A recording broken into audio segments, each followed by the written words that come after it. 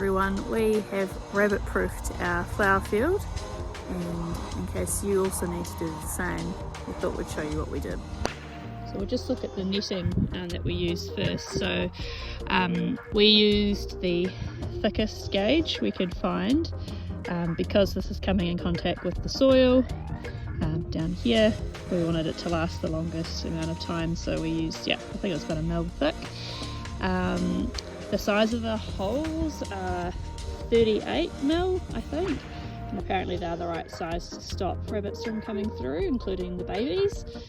We used 2 different heights of mesh because half of our flower field is got this green windbreak around it, so we didn't need super high height the whole way around.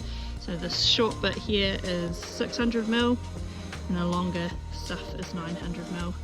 So what we did for most of the field, instead of having to dig a big trench to stop the rabbits burrowing under, we actually just folded it out like this.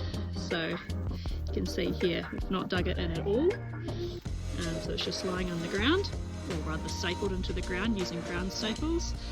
So the idea with this is the rabbit will come up and go, oh, I'd quite like to go under this, and then they'll try and dig down and they'll just hit the mesh instead. So it's very important you do this on the outside of the fence, not the inside, otherwise they'll just burrow down and under the other side.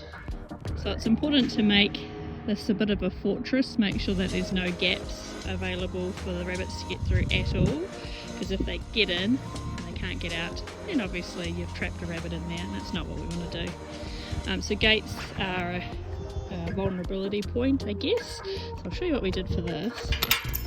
So obviously we can't do the same situation that we've done here, because otherwise we won't be able to open the gate properly. So what we've done, I say we, Matt has done this, has dug in a piece of treated timber. It's about, I guess, 20 centimetres high. He's dug that into the ground, so that just forms a bit of a backstop to the gate. And then we've used cable ties to fasten the mesh onto the gate.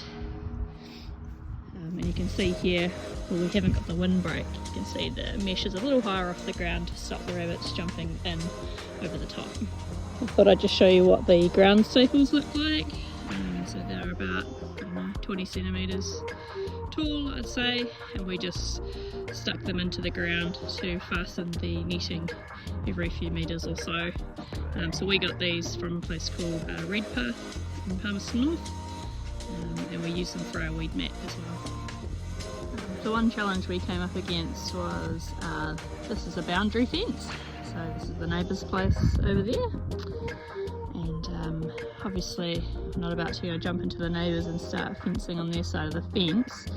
So what we had to do instead, I say we again, it was Matt, had to dig about 1 foot deep all along this fence line here and sink the netting into the ground. So instead of it laid across the ground and the rabbits hit the netting before they start digging, they'll likely try and dig in, and hopefully they'll hit the netting and not be able to go any further.